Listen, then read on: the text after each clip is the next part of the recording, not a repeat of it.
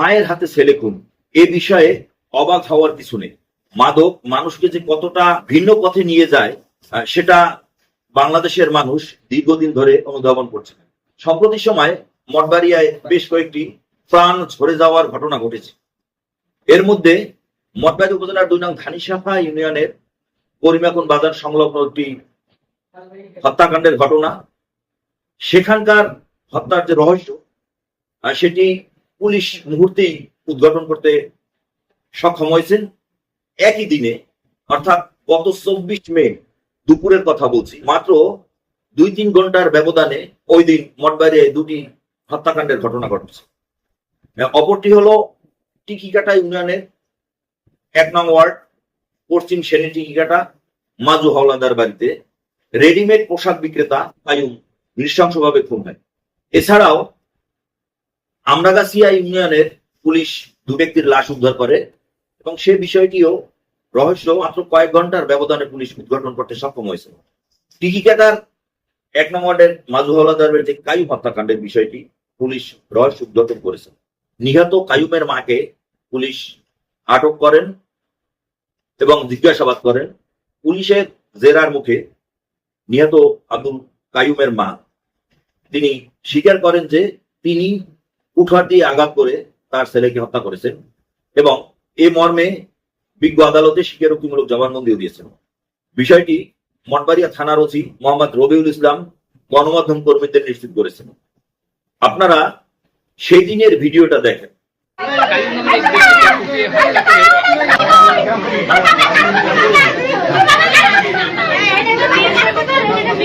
নিহত কায়ুমের মা আহাজারি করছেন।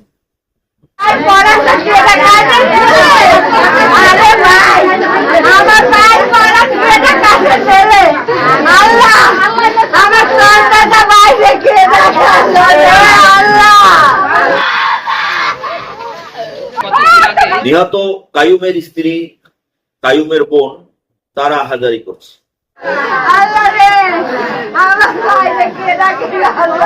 কায়ুমের বাবা তিনি বলছেন যে তার ছেলে মাদকাসক্ত ছিল। আমার বংশে কারো লাগে দ্বন্দ্ব নাই, একটু নেশায় আসক্ত হলে আমি জিজ্ঞাসা করতাম এবার কুমির যাইতে লাগছে দাবার দিতাম, খুব ধমকি টমকি যেতাম। মাদ্রাসা এখন বাড়লাম। কায়ুমের বাবা বলছেন যে তার বাড়িতে অপরিচিত ২জন ব্যক্তি এসেছিল। কালকের ওই দুর্গা পোলা আইছে, ওর মায়ে কইছে রাত্রে আমার কাছে, আমি তো সকাল ৮টায় যাই, রাত ১০টা ছাড়া বাড়ি কোনো দিন ফিরি না। হ্যাঁ বলছে দুর্গা পোলা আইছে, আর মা ওই পুরান বাড়িতে আসে। আমার এই নতুন বাড়ি যাইতে তো আছে, আমার পুরান বাড়ি এমন আছে, ওইখানে বেশি সময় কাটায়।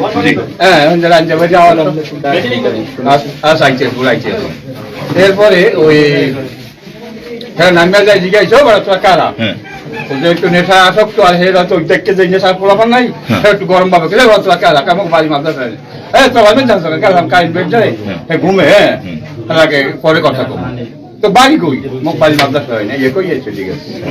ওই দিন অন্যান্য গণমাধ্যম কর্মীদের সাথে সাথে ওই বাড়িতে আমিও গিয়েছিলাম। কায়ুমের মা, বাবা, বোন এবং স্থানীয়দের সাথে কথা বলার চেষ্টা করছি। কথা বলার কালে তাদের যে ভঙ্গিমে আচরণ, এটা আমার শুরুতেই সন্দেহ ছিল। একটু ই করছে সম্ভবত হলে মনে হয় নেশার ওই ভাগাভাগি ওইটি।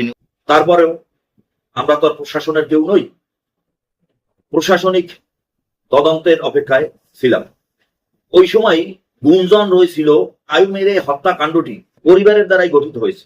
এর উল্লেখযোগ্য কারণ হলো কোনো ব্যক্তি কাউকে যদি হত্যার উদ্দেশ্যে অথবা সাধারণত আঘাত করার উদ্দেশ্যে যায়, সে কিন্তু সাথে করে ধারালো চাকু, চাপাতি, চাইনিজ কুড়াল অথবা অন্য কোনো কিছু নিয়ে যাবে।